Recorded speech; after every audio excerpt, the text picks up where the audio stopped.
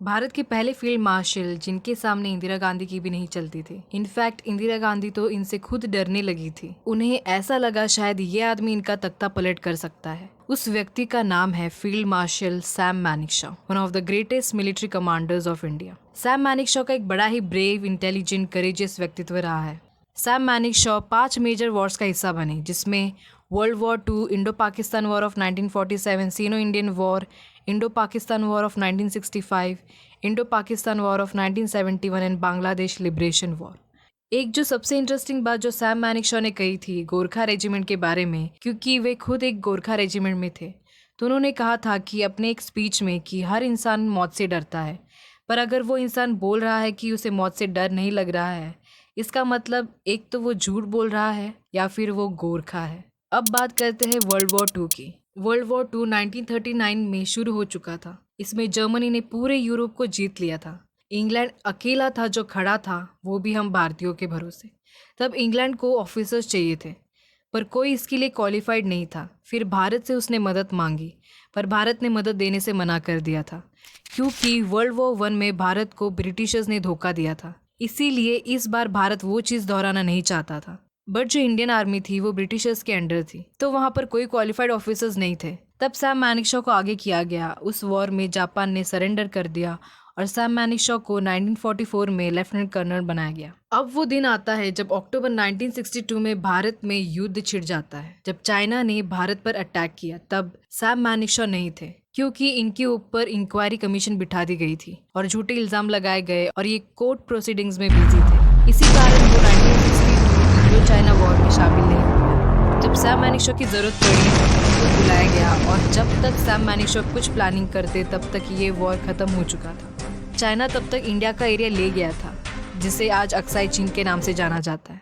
और इसके पहले और इसके बाद जिस भी युद्ध में शामिल थे सैम मैनिकशॉ, वो सारे वॉर्स भारत ने जीते थे। उसके बाद Indo Pakistan war of 1965 Bharat ने जीता। अब आते हैं Indo Pakistan war of 1971 and Bangladesh liberation. वो दिन था 3 दिसंबर 1970, जब पाकिस्तान ने सीरीज ऑफ एयर स्ट्राइक्स किए भारत के एयर बेसिस पे। और यही सबसे बड़ी गलती पाकिस्तान ने की।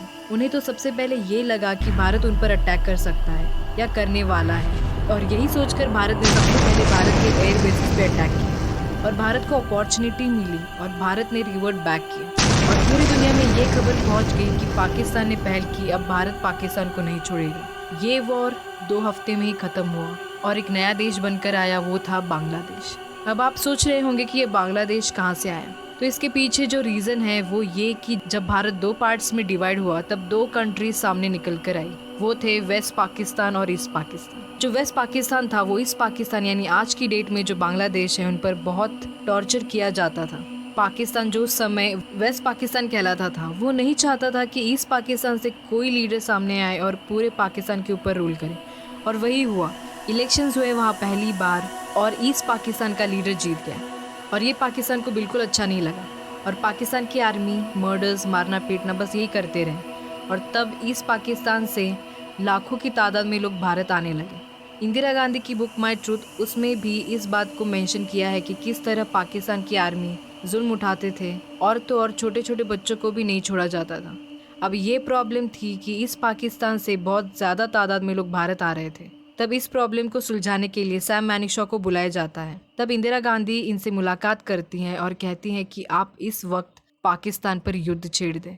पर इस पर सैम मैनिकशॉ कहते हैं कि अगर अब युद्ध किया तो हम 100% ये युद्ध हार जाएंगे। जब हर तरफ से उनको ऑर्डर्स दिए जा रहे थे कि जल्द से जल्द युद्ध छेड़ दे, पर सैम मैनिकशॉ नहीं माने, क्योंकि उन्हें उन चीज़ों का अंदाज़ा लग गया था कि अगर इस युद्ध को जल्दबाजी में हम छेड़ देंगे तो भारत हार जाएगा। इसलिए सैम मैनिकशॉ ने कुछ वक्त मांगा और पूरी प्लानिंग की, अपनी पूरी आर्मी जुटा ली, पूरे वेपन्स और जो कुछ भी युद्ध में ज़रूरी होता है वो सब कुछ जुटा ली एक प्रॉपर प्लानिंग के साथ, और इस वॉर को सिर्फ 13 दिन में ही ख़त्म कर दिया। और 16 दिसंबर को पाकिस्तान की पूरी आर्मी ने सरेंडर कर दिया था। तो ऐसे थे सैम मैनिकशॉ, फियरलेस, ब्रेव, और उनके मुताबिक एक लीडर को कैसा होना चाहिए। उनका कहना था कि एक लीडर के पास एजुकेशन हो या ना हो, पर common sense, decency, impartial and high moral होना चाहिए। और इन्हीं सब क्वालिटीज़ के वजह से सैम मैनिकशॉ को सैम बहादुर भी बोला जाता है। पर सबसे दुख की बात यह है कि जो रिकग्निशन, जो रिस्पेक्ट सैम मैनिस्टर को मिलनी चाहिए थी, वो कभी नहीं मिली। एक ऐसे व्यक्ति जिनका बहुत बड़ा कंट्रीब्यूशन रहा है भारत की सुरक्षा में, पर इन्हें कभी वो रिकग्निशन नहीं मिली। अब जो रीसेंट फिल्म है बहादुर, जिसमें विकी कौशल इनका रोल प्ले कर रहे हैं, इसका क्रेडिट भी ये फिल्म और ये एक्टर्स ही ले जाएंगे और किसी को कोई फर्क नहीं पड़ेगा और ये सिलसिला ऐसे ही